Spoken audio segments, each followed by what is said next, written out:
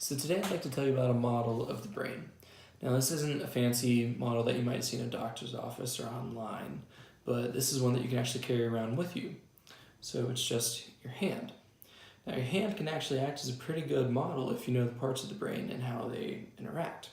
So in this model, you cross your thumb over your palm and bring your fingers down over to represent the brain. It actually looks a little bit like the brain too. So I'm going to break this down a little bit. So in this model, the wrist is the spinal cord, so it connects the brain to the rest of the body. So if we open this model up, we can see that the palm is actually the hindbrain, which is right at the base of the skull. Now this is the oldest part of the brain that we actually share with lizards, so it's really, really old.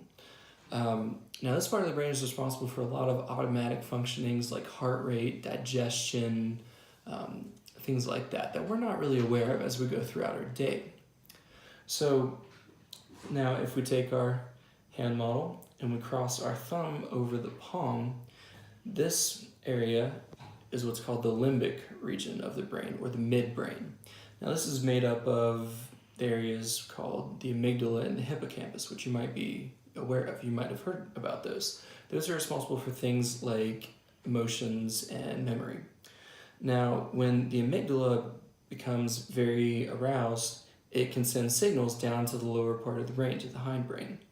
And this can, stimulate the body and increase the heart rate, send a rush of blood to the legs or the arms if you're in fight or flight mode.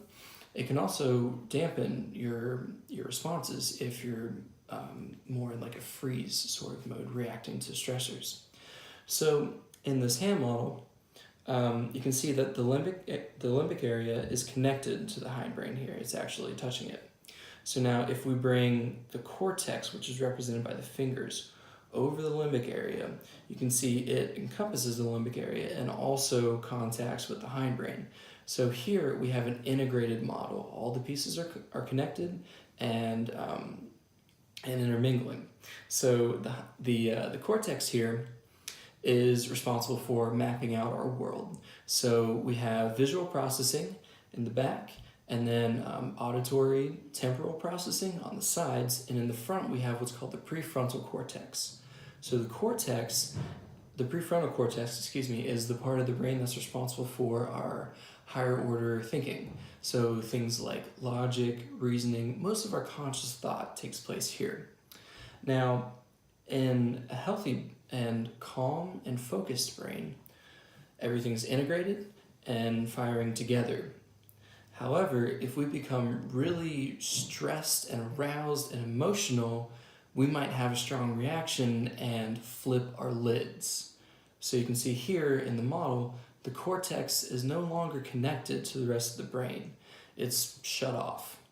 So here, our decisions and our reactions are being controlled by our limbic area, our emotions, and our automatic responses in the hindbrain.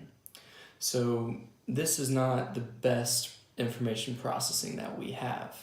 We oftentimes don't make the best decisions when we're in this sort of state, when we're really emotional, really highly aroused.